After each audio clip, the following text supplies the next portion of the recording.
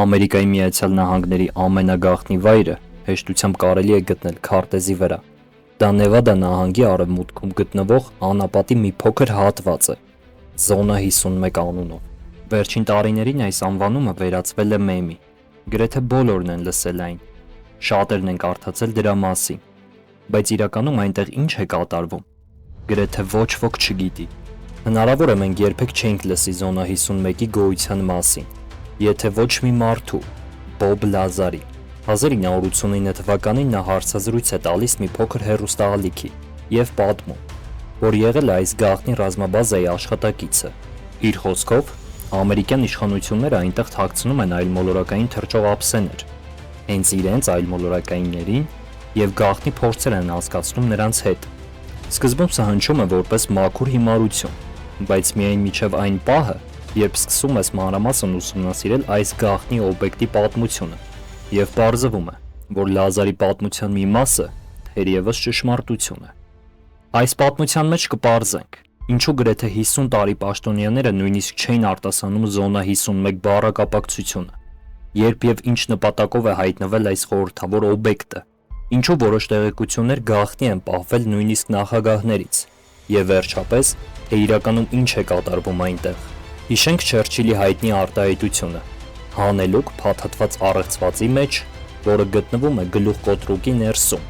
Այսպես նա մի ժամանակ նկարագրել է Ռուսաստանը, սակայն այս արտահայտությունը հիանալի կերպով բնութագրում է նաև մեր այսօրվա թեման, քանի որ այս գաղտնիքն ունի բազմաթիվ շերտեր։ Առաջինը հենց Զոնա 51-ի գոյության փաստը։ Այսօր այս հարցում կասկած չունի ոչ ոք, բայց ընդամենը 15-ից 20 տարի առաջ ամեն ինչ այդքան միանշանակ չէր։ Շատերի համար Զոնա 51-ը գտնվում էր ինչ-որ տեղ, Ատլանտիդա և Էլդորադոյի միջև։ 2013 թվականին նախագահ Բարաք Օբաման իր ելույթում առաջին անգամ հրապարակավ արտասանում է Զոնա 51 բառակապակցությունը, և սա ընդամենը մոտ մեկ տասնամյակ առաջ էր։ Միայն վերջին 10-ից 15 տարիներին, շնորհիվ գաղտնազերծված փաստաթղթերի, լրագրողական հետաքննությունների և նախկին աշխատակիցների հարցազրույցների, մենք կարող ենք վստահորեն ասել ոչ միայն, որ Զոնա 51-ը գոյություն ունի, այլև պատասխանել գլխավոր հարցին. ինչ են իրականում ամերիկյան իշխանությունները թաքցրել այնտեղ ավելի քան կես դար։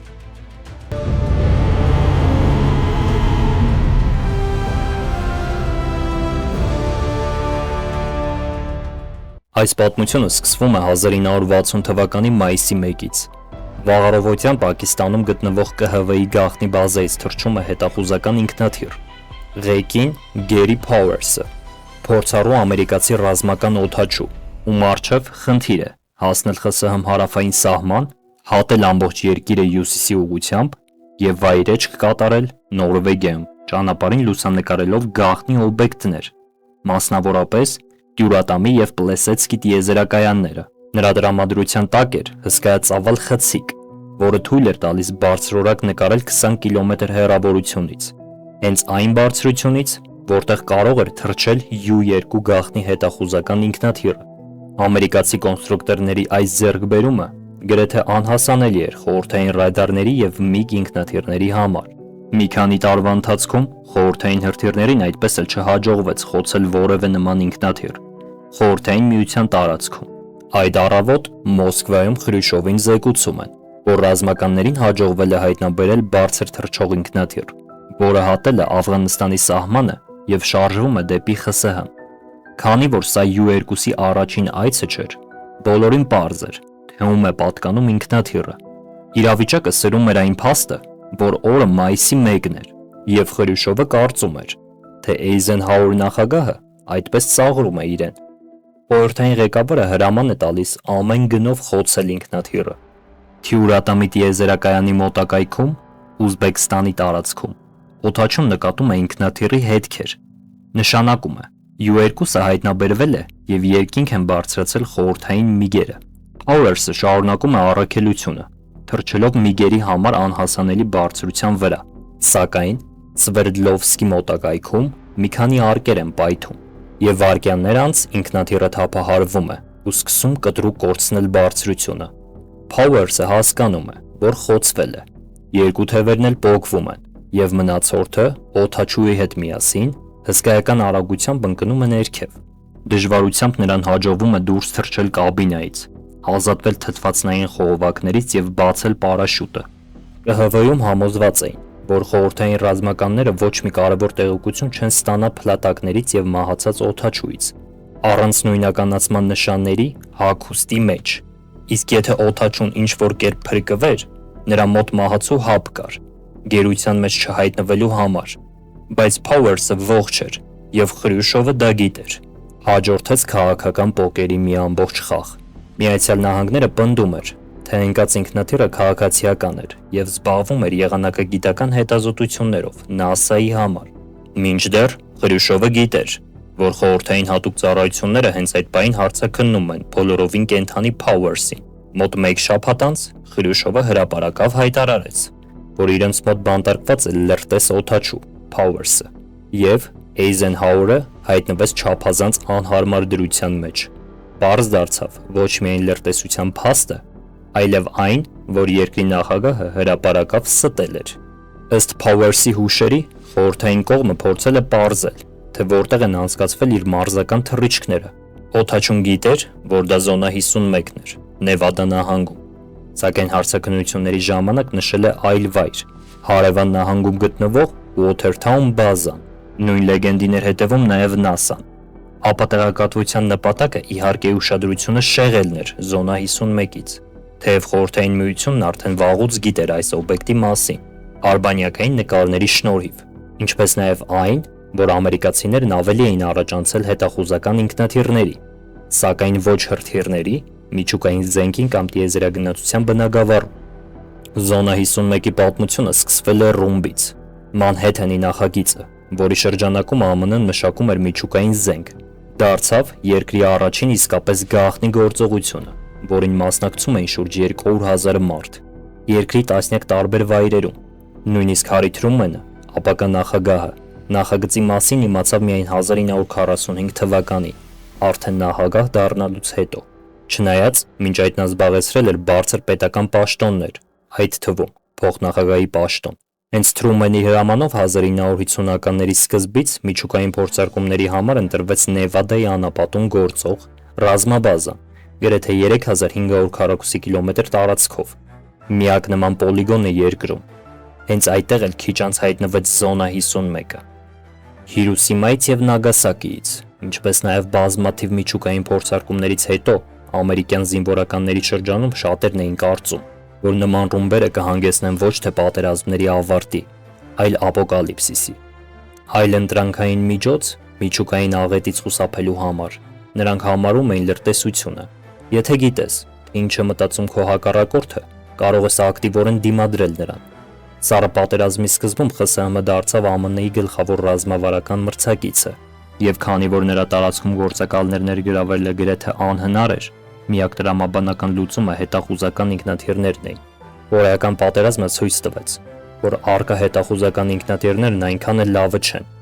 Խորհրդային MiG-15-երը հեշտությամբ խոցում էին դրանք։ Անհրաժեշտ էր նոր մշակում, եւ Lockheed ընկերության U-2 ինքնաթիռները պետք է լուծեր հարցը, թռչելով MiG-երից շատ ավելի բարձր։ Նախագիծը գլխավորեց ԿՀՎ-ի բարձրաստիճան աշխատակից Ռիչարդ Բիսելը, ում Eisenhower նախագահը հանձնարարեց ընտրել վայր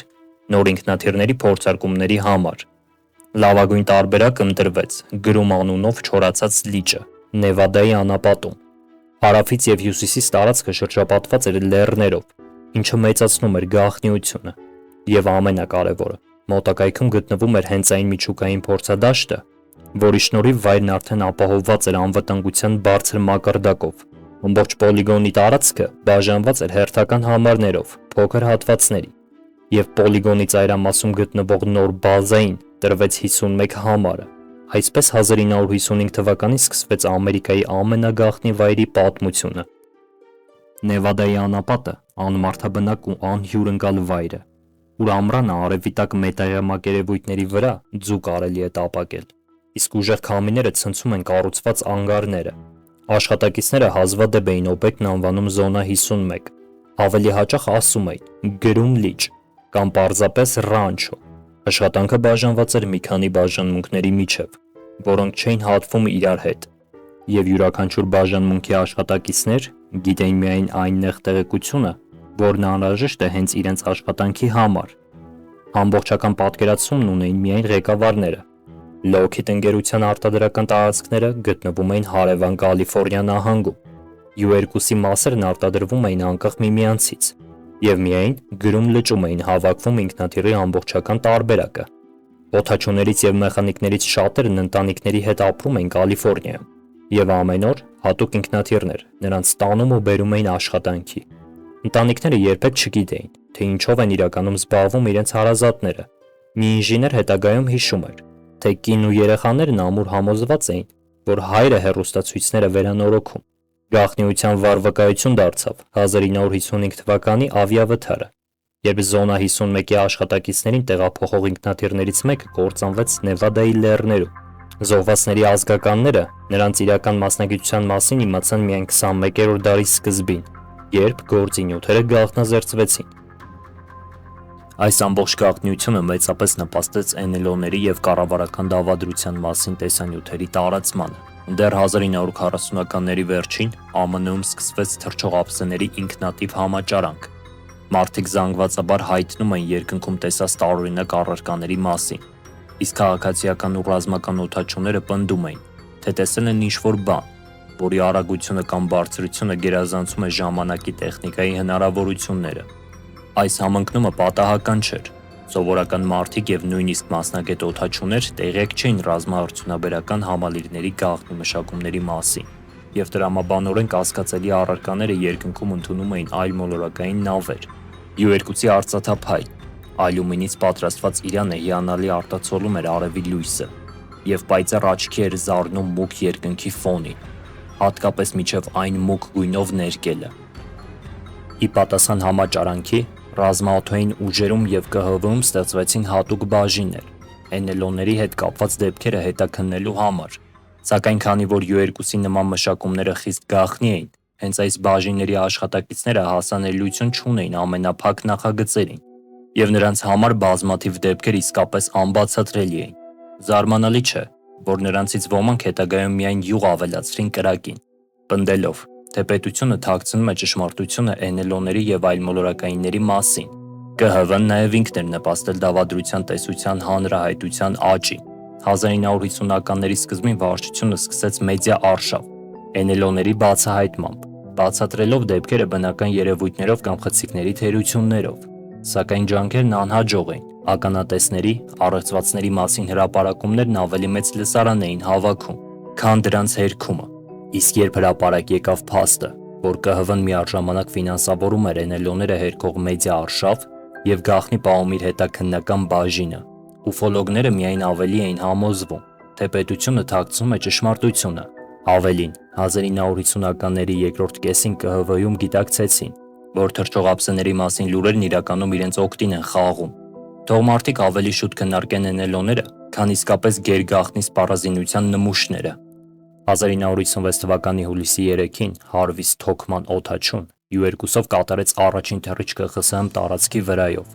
արևմտյան Գերմանիայից մինչև Լենինգրադ, հաջողությամբ լուսանկարեց նախատեսվածը եւ ապահով վերադարձավ բազա։ Այս առաքելությունն անհրաժեշտ էր ԿՀՎ-ին Էյզենհաուերին ապացուցելու համար, որ ծախսված միջոցներն արժեն իրենց գումարը։ Ստոկմանի առած լուսանկարներից էին Լենինգրադի պատկերները, որոնցում հստակ երևում էր սովորական խորհրդային մարդկանց խաղաղ առօրյան։ Կարևոր ազդանշան ամերիկացիների համար, որ խորհրդային միությունը ամբողջովին ռազմականացված ապակառուցված բազա չէ,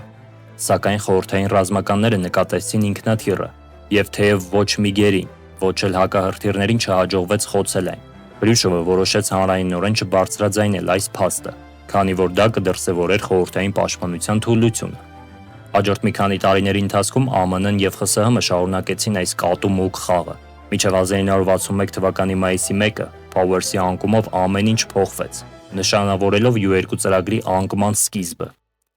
1961 թվականին տեղի ունեցան մի քանի իրադարձություններ, որոնք ուղղակիորեն ազդեցին U2-ի եւ Զոնա 51-ի ապագայի վրա։ Բացի Փաուերսի անկումից պարզ դարձավ, որ U2-ը ամենևին էլ անխոցելի չէ։ Հետո տեղի ունեցավ Խոզերի ծոցի ձախողված գործողությունը Կուբայում, որի հետևանքով ԿՀՎ-ի պատասխանատու Ռիչարդ Բիսելը ստիպված հրաժարական տվեց։ Եվ վերջապես, տարեվերջին ԽՍՀՄ նոր երկրի կղզում փորձարկեց Ցարը ռումբը, մարդկության պատմության մեջ ամենահզոր պայթուցիկ սարքը։ Միջուկային մրցավազքը հասավ նոր մակարդակի, եւ ամերիկացիներին ավելի քան երբևէ անհրաժեշտ էր իմանալ, թե ինչ է կատարվում խորհրդային ռազմական օբյեկտներում։ Պետք էր նոր հետախուզական ինքնաթիռ, որը շատ ավելի արագ, բարձր եւ աննկատ կլինի, քան U-2-ը։ Խնդիրը լուծելու համար Lockheed-ի կոնստրուկտորները դիմեցին չղջիկների սկզբունքին։ Ռադարներից աննկատ մնալու համար ինքնաթիռը պետք է կամ կլանի ազդանշանները, կամ ուղղորդի դրանք այլ ուղղությամբ։ Ինչպես որ չղջիկներն են էխոլոկացիայի միջոցով ուղղորդում ձայնային ալիքները, մթության մեջ տարածությունը տեսնելու համար։ Արագություն, բարձրություն եւ աննկատություն մեկ մոդելում համատեղելը թվում էր անհնարին, բայց Lockheed-ի ինժեներներին հաջողվեց լուծել այս խնդիրը։ 1962 թվականի կեսերին Զոնա 51-ում սկսեցին A-12 գաղտնի հետախուզական ինքնաթիռի փորձարկումները։ Հայտնի է նաև որպես Օքսկար ծածկագրով ծրագիր։ Տիտանից պատրաստված իրանով այս սարքը կարող էր բարձրանալ 25 կիլոմետր բարձրության վրա եւ թռչել ձայնային արագությունից 3 անգամ ավելի արագ, ինչը տեսականորեն թույլ էր տալիս Նյու Յորքից Փարիզ հասնել ընդամենը 1.5 ժամում։ Եվ այս ամենի հետ մեկտեղ գործնականում աննկատ էր ռադարների համար։ A-12-ի փորձարկումների սկզբից անմիջապես հետո տարածաշրջանում կրկնապատկվեցին NLO-ների մասին հաղորդագրությունները,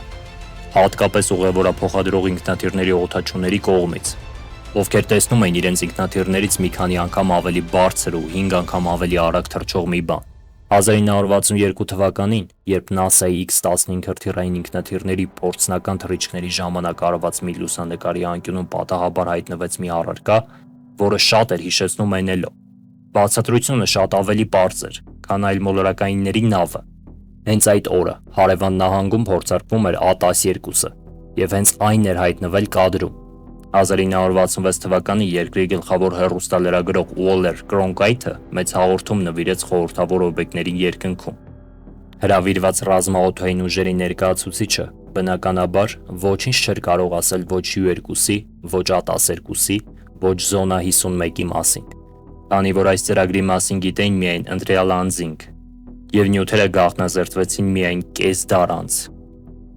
Ինքնաթիռի շուրջ գաղտնիությունը հասավ նոր մակարդակի։ 2007 թվականին գաղտնազերծված ԿՀՎ-ի փաստաթղթերից պարզ դարձավ, որ գերատեսչությունը 1960-ականների սկզբին ակտիվորեն վերահսկում էր Զոնա 51-ի կամ նոր ինքնաթիռների ցանկացած հիշատակում, հետևում լրագրողների զանգերին, կապերին ու նամակագրությանը։ Հատուկ պահանջներ էին ներկայացվում նաև գրում-լճում աշխատողներին։ Օրինակ, նոր ինքնաթիռի բոլոր փորձնական օդաչուները պարտադիր ամուսնացած պետք է լինեին, ընդ որում նաև կանանց մոտ ստուգվում էին այնպիսի հատկանիշներ, ինչպիսին են հոգեկան առողջությունը եւ կախվածությունների բացակայությունը։ Մինչդեռ կինը հասկանալի պատճառներով ամենևին տեղյակ չէր, ինչով է իրականում զբաղվում իր ամուսին օդաչուն։ Քենթ Քոլինզը 1960-ականների սկզբին Զոնա 51-ում A-12-ի փորձնական թռիչքներից մեկի ընթացքում կառավարման խնդիր ունեցավ։ Հրաշքով նրան հաջողվեց դուրս թռչել ու փրկվել, սակայն դրան հաջորդեց խիստ հարցաքննություն, հիպնոսի եւ ճշմարտության շիռոպի կիրառմամբ, քանի որ ԿՀՎ-ն ցանկանում էր վստահ լինել, որ վթարի մեջ օդաչուի մեղքը չկա։ Միայն մի քանի շաբաթ անց պարզվեց, որ իրադարձության պատճառը սենսորներից մեկի անսարքությունն էր։ Այս պատմության ամենահարմար ավարտը մի փոքրիկ դեպք է։ 1783 թվականի օգոստոսին Ֆրանսիայում Մոնգոլֆիլե եղբայրները փորձարկումներից մեկն էին անցկացնում իրենց օդապարիկով, երբ կայծը հարվածեց սարքին։ Այն բռնկվեց եւ սկսեց ընկնել մի փոքրիկ գյուղի ուղությամբ։ Տեղացիները տեսնելով երկնքից իրենց ուղությամբ թռչող մեծ, վառվող առարկան, այն ընդունեցին երկրային արարած չհամարող մի հրեշի։ Ոմանք սկսեցին փախչել։ Մյուսները հավաքվեցին անկման վայրում ու սկսեցին ոչնչացնել այն ցախավելներով եւ գերանդիներով։ Այս դեպքը վառօրինակ է այն երևույթի, թե ինչ է կատարվում մարդկանց հետ, երբ նրանց գիտելիքները հասցում չեն տալիս տեխնոլոգիաների զարգացմանը։ Եվ հենց սա է Զոնա 51-ի շուրջ ձևավորված ողջ առասպելի էությունը։